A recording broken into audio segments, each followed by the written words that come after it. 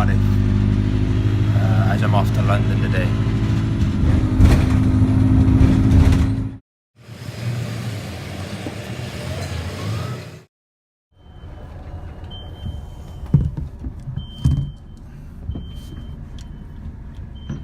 So I'm currently on my way to London, and the reason I'm going is because there's a Gary Vaynerchuk and company marketing and business event. So I am super excited to see Gary Vaynerchuk live.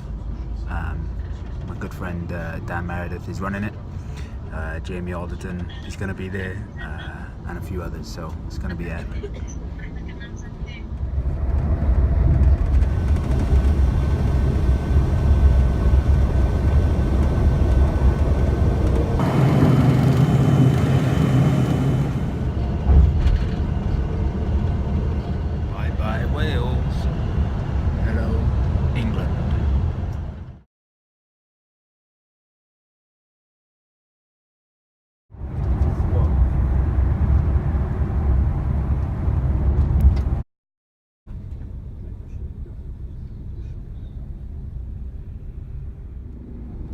Traffic everywhere.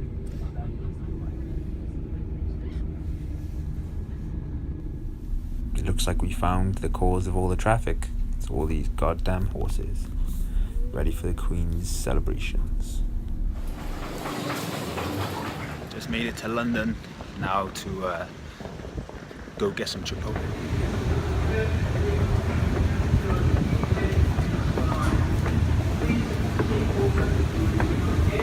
Get that cardio in when you can, people. It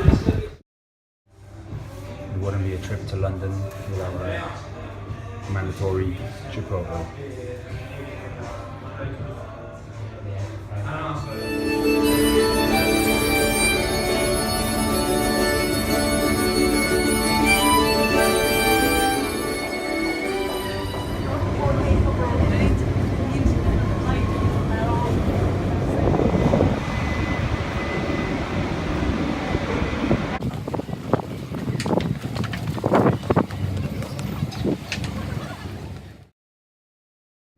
I think they think they're getting some food, but they clearly ain't from me. So I don't know why they're coming towards me. Alright, so I just left the park and now I'm outside York Hall, which is the venue for the event, and as you can see, it is packed. Lots of people.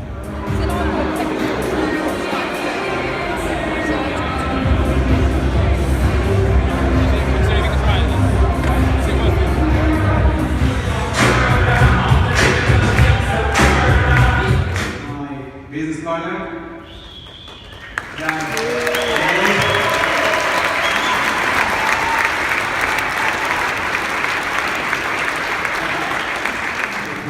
To industry sector. And I got really pumped and I got really hyped about it, and I told my wife, who's like, please shut the hell up. I don't know why. I'm not sure that I'm ever going to find out the real true nature of that question, but I know that it had to happen. In order for me to be where I am today, that had to happen. You are who you are today because of the choices and decisions you made yesterday, are you not? Good or bad, doesn't fucking matter. You are who you are right now because of all of the shit, good and bad, correct? Mm-hmm. So I spent about 2 years with my head up my ass, feeling sorry for myself, blaming my ex-wife for the problem of the marriage, blaming my business partners, blaming everybody for everything. I didn't believe in coaching. I thought coaching was total bullshit. I was like, look, I was a multi-millionaire at 26. What the fuck are you going to teach me? Right? Anybody ever had a little bit of pride? Thought they knew everything? Nobody? You never been prideful? You've been prideful, right? Raise your fucking hand. If I ask you a question, will you please do me a favor and answer? So when I say when you raise your hand, will you raise your hand? We all on board with that? Great, thank you. I was struggling. I didn't know what the hell I wanted to do. Anybody ever had this experience, gentlemen? Gentlemen, fuck. Look around. Actually, guys, stand up. Instead of you raising your hand, stand up if you know what the hell I'm talking about. Damn near the whole fucking room. Look around. Think about this, fellas. But what? Oh, fuck, nobody knows. Nobody knows how bad I hurt, right? Nobody fucking knows. I'm an tiny. No one has any clue how big of a bitch she was. No, you're divorced. Cool. Mine was fucking crazy. No, you don't understand how bad it was, right? Okay, sit down. So what do we just uncover here? How much of an island are you? Well, what do you do? You did the same shit I do. Blame everybody else for problems. Right? It's easy to do. And so what happened was I was banging my head against the wall over and over and over and over again. And that's the definition of what? Insanity. And I started to go insane. I moved out of a 9,000 square foot house into a 1-bedroom condo. I was just fucking miserable. I was angry. I was like angry at everybody. I was angry at the world, the whole deal. Until one day I was like, okay, something's got to change. And my buddy, who's a coach and mentor, had this really cool men's program, and rah, the whole thing. I'm like, look, bro, like, it's not working what I'm doing. He's like, are you ready? I was like, I don't know what the fuck I'm ready for, but yeah, let's do this. Because I knew that the result that I was getting was shit. So I knew that I didn't know what to do. That's really hard for a dude who made multiple millions of dollars by the age of 26. That's really hard for a dude who could walk in and spend $10,000 on a watch and buy $100,000 cars, right? Correct? A little bit of pride, a little bit of arrogance, a little bit of ego. You guys know what I'm talking about? So here's the interesting thing. I realized through this discovery, this journey that I went on, something massively powerful that completely changed my world. Okay? Like I was literally, like my divorce was insane. I was so angry. I was an asshole. I was just a flat out asshole.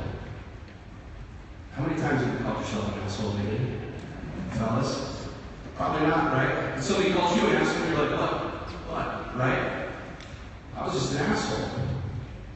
And what happened was, when I went through my meltdown, I literally got rid of everything.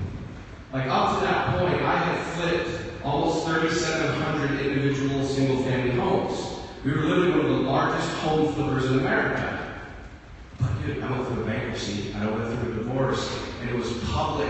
Why? Because one of my companies was making millions of dollars, and the other one was losing millions of dollars, and I just couldn't deal with it. Literally one day, at 8 a.m. in the morning, I went to a bankruptcy hearing, and at noon I had a photo shoot for a magazine cover. It was insane. My brain, I was jumping. You guys jumped before? You guys know what I'm talking about? Home, family, kids, job, mortgage, craziness. Does this sound familiar? I just decided to quit fucking jumping. And I love the balls. Gosh, it was young. So what's fascinating is, as I'm going through this experience, I'm sitting down with this coach, this mentor, and he's like, look, here's the deal, bro. No matter what you've done, you've still flipped more homes than most Americans ever have or ever will. I'm like, dude, you don't get it. Like, look at the newspaper articles. They called me a fraud. They said I would keep people off, blah, blah, blah, blah, blah. Because I lost $12 million for real estate. And then all of a sudden, something in my mind changed. I was like, well, that's kind of true. And then he shared something with me. We came up and we coined this phrase, and it's forever changed my life. And I want to share with you. He's like, dude, like, you created a huge mess. Cool. Great. As we've discovered, so have all of you. Right? Who has never created? How many of you have created a mess before? How many of you have ever dealt with some drama, some bullshit? You've done really stupid shit in your life? Right? But no one knows. No one knows how hard, right? I can't tell myself all this shit. I came to the realization and uncovered the fact that my mess was my message. How did I discover this? How did I figure this out? After a year and a half, literally, the only way I could communicate with my ex-wife was through lawyers. I couldn't talk to her, I couldn't text her, I couldn't call her, I couldn't email her. I had to literally email a lawyer who would then email her lawyer to figure out if we could like switch times to pick up the kids. Like that's how fucking insane it was. It was nuts. What happened was, I realized that I was the cause of everything. Like good, bad, up, down, left, right. Like there's no more buts. I took the word but out of my equation, right? Here's what I learned. The world is is fucking starving for truth. Starving for truth. We hear this word, we use it kind of funny, authenticity, right? There's all these books written, all these coaches, like, authentic. What the fuck does that even mean? The world is starving for truth because all of you have really tough thumbs, right? What does this mean? Real is the truth. Step number one is real. Real is truth. Not your mom's truth, not your brother's truth, not your dad's truth, not your coworker's truth, not your boss's truth, not the truth you read on CNN, not the truth that you flipped through and saw through your social media feeds or your Instagram posts or whatever. What's your fucking truth? What burns inside of you? What do you fucking believe about God, about relationships, about the universe, about money, about sex? What do you believe? Not the shit you've been told, not the shit that you've read, not all the bullshit you've been fed since we were little kids with like programmed little robots. Do this, don't touch this. What do you fucking believe? What is your truth? Because my truth is not your truth. My truth is not your truth. I lied last week, yeah, now you're like, the Lions, let's see them all. Get you into donate a fucking dime. I did this 4-minute post and shared my truth, my reality, my emotions behind this. As of today, it's got 15 million views, 15.1 million views on my personal Facebook, and it's been shared over 100,000 times in different media outlets. It's probably close to 100 million views just on this one video. I didn't give a shit if you like Lions or not. I don't care if you like Lions. I don't care what you're saying. How do I build my list? So I'm going to give you the secret right now. And Dan, you said no pitching? That's crap. I'm pitching hard right now. I'm just kidding. I love to pitch. How many of you are on my list? All 10 of you. That's great. Thank you. I do a great job marketing. So, customer acquisition is the toughest thing. It's so hard to get them. And here's the thing, most marketers do a crappy job of keeping them. They're only focused on getting clients, getting members, building lists. If you go to any marketing event, you hear the guys in the corner, usually like the young guys in their 20s, hats kind of sideways, dude, how big's your list? Dude, like 50G, 30,000, but they don't tell you what the turnover is. So as Dan said, I've been online for a long time. Now, you might be saying, what am I doing? I started at 15, I'm 43 now. So I've been online for 17 years, and I have people who are still with me. How many of you have been on my, all 4 of you that are on my list, how many of you have been with me for more than a year? More than 2 years? More than 3? 5? 10? I love it. Nice. Who's that out there? Been with me a long time, right? That's my one customer. He paid for my flight over here to the UK. Thank you. I flew commercial. You cheap bastard. Okay. It really is about keeping.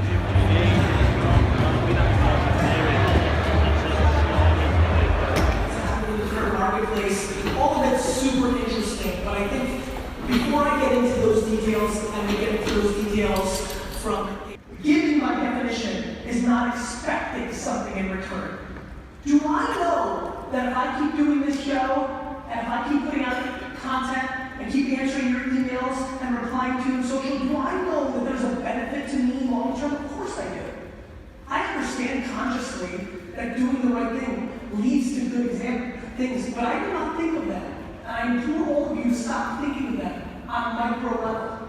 I don't think that if I give you that you're going to buy 10 books, or that you're going to come to my events. I know that you will.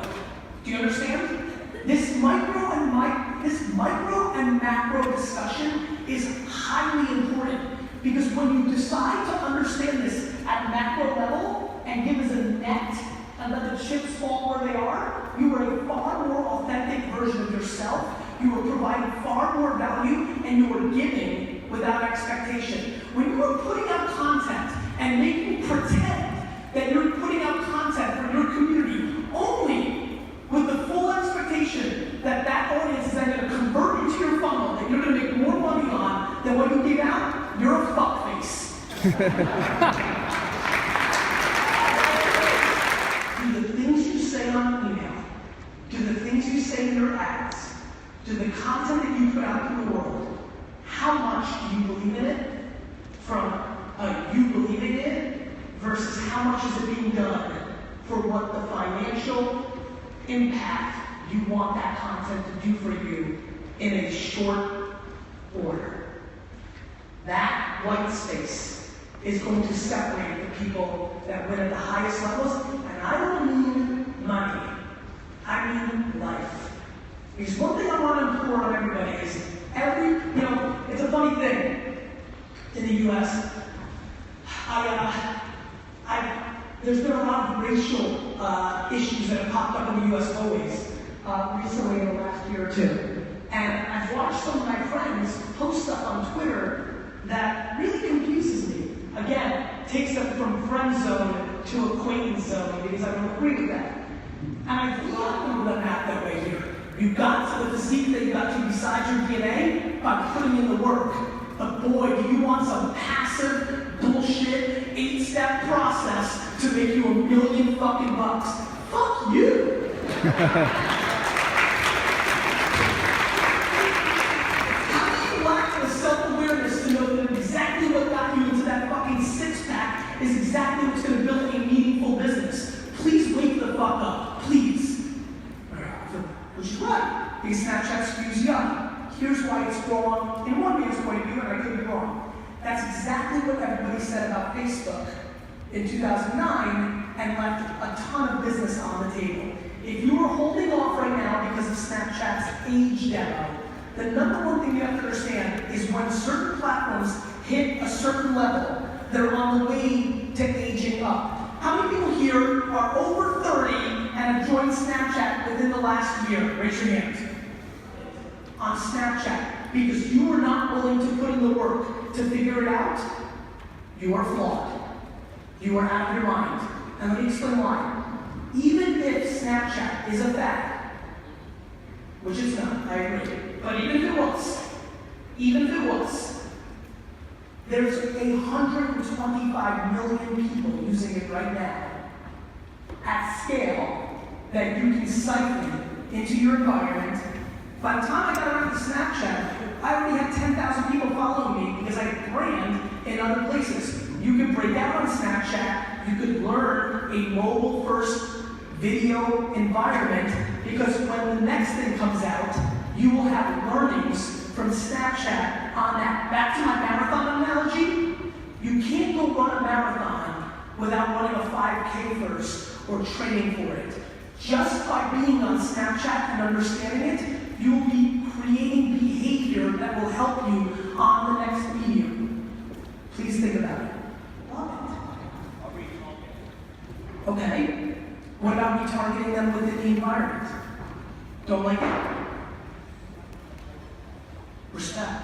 Doesn't like them. I mean, listen, for me, when I look at the marketplace, and we're running, we'll probably run $300 to $400 million worth of ad spend through Facebook this year, in a retargeted, banner retargeting, I mean, you know what? I don't give a fuck, it's evolution. It is. I mean, go grab somebody from the 1920s and show them how you live. They're like, fuck that. I mean, it's evolution. I actually think that this is where people make a romantic point of view and leave so much opportunity on the table. For example, I use all my digital relationships as a gateway drug to personal relationships. If you think about what's happening, so many people are making such a push. One of the things that too many people in this room are grounded in is scalability, automation, passive. These are the enemy of building a big long-term business. These are short-term thinking, sales-driven, marathon, anti-marathon running, sprint mentality. To me, if you are building, how many people here would consider themselves building a personal brand? I just want to get a sense of it. I highly recommend, I figured it was big now, I highly recommend that you use the digital landscape, as a gateway drug to create personal relationships. One of the things I looked at with a lot of people that came here was how many people were they actually engaging with around their content. And I think everybody knows exactly what I'm about to say. Borderline non-existent of the 20 people that I randomly that were using this hashtag, when I looked at their Instagram and their Facebook page and their Twitter account on the flight here last night, since I couldn't sleep, the far majority of you, of the 20, actually let me give you the numbers, of the 20 people that I randomly looked at, that said they were going to be here, when I looked at their social, only one of the people actually engaged with their audience. You put out a piece of content, people said it was awesome, interesting, they were intrigued, and you didn't respond. You would never do that in your life. You would never come and talk to this group of people like, hey man, you gotta buy my thing, I'm really cool, do it. And then you would all say something, and then I just walk away. It's insane, and it speaks to the biggest problem in marketing right now. We right now have a religion over width. We have a religion over width. We care about how many followers we have. How many followers you have means absolutely nothing. How many followers you have that give a shit means everything. Right? You happen to see this? Fuck you. Now let me tell you my story. Lovestreet.com. It's not all that. So start doing tried and true, because all that shortcut shit, you're gonna fucking lose. You're gonna lose, here's why. You wanna make money? Great, congratulations. But your fucking grandkids are gonna think you were a fucking scumbucket. And that's gonna feel really fucking bad on them. Shortcuts aren't gonna do anything. The education of the marketplace is growing by the day, and as people grow up in a digital landscape, they're gonna know that you play those shortcuts, and you're gonna ruin your brand, and that's gonna be the first Google result of your fucking name, and you're not gonna fucking win. Please, if you do anything because of this event, please recognize there's no tricking the market. Everything is being documented. You're not so fucking smart. Right. What do you believe VT should be doing to move away from choosing time for money? So, how many of you are familiar with Mike Conte, the guy who's been training me for the last couple of years? All right, so Mike, listen, I don't think it's my place. I intimately know what's happened in Mike. Mike's business model is he has, when he first started working with me, he worked at a gym, he had private clients, and then he had an online business training people globally. I'm sure a lot of people have seen that model, I'm sure several of you are in that model. I don't feel comfortable talking directly about what happened to Mike's business since he's worked out with me, but rest assured, long before I gave him any FaceTime on Snapchat and his Snapchat has exploded, he just sat at Vaynermedia all day because he became my full-time, which meant making sure I drank water, like it's full-time. It just was always with me. And his business exploded. And it exploded because there's theory, and I think, Mike got his religion, his theory, from when we would work out. I didn't like working out, hence why I needed a full-time person, so I tried to trick him and just talk business the whole time while we worked out. To his credit, he wouldn't let that happen. But after workouts and as we traveled, I think he started understanding some of the stuff that I tried to desperately impose into this room over the last 45 minutes. I think tactically, sitting at Vayner for 8 hours a day, he learned things like the 3-minute video retargeting sequences that we just talked about with this gentleman right here. So his business exploded. How do I think about trading time for money? Look, I think there's a lot of ways to do it. It's the difference between being a salesperson and being a brand. Obviously there's the cliche thing of having products instead of services, right? Whether it is your product, your shake that you sell, or your roller, or your weights, or what have you. I think we all know them. There's nothing too complicated. I think the better question is, me answering how you get away from, this is important, I'm glad we got here. Me answering to you how you get away from scaling your time into money into something scalable is not an interesting question. You will know. You just don't sell your time. You have another revenue stream. I think the bigger question is, how do you get to a place where you can actually do that? And I think the way you do that is by recognizing, and it's something I recognized a long time ago, I give you my best information.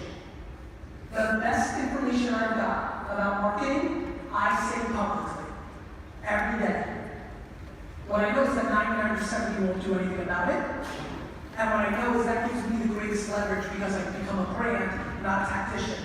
I don't, like many other people, put out a little bit of content and then it ends, and if you want to get the rest, you got to be in my club.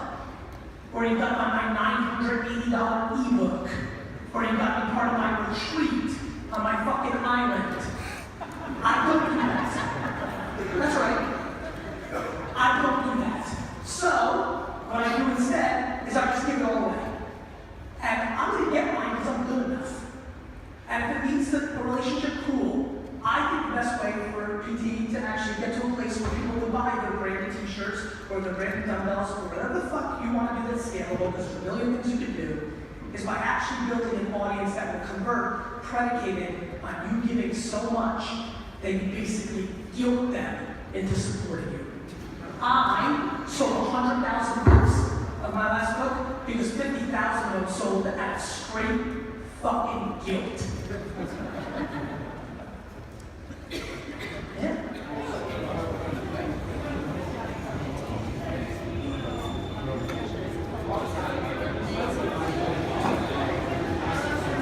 Race is on, people. I have 10 minutes to catch my bus.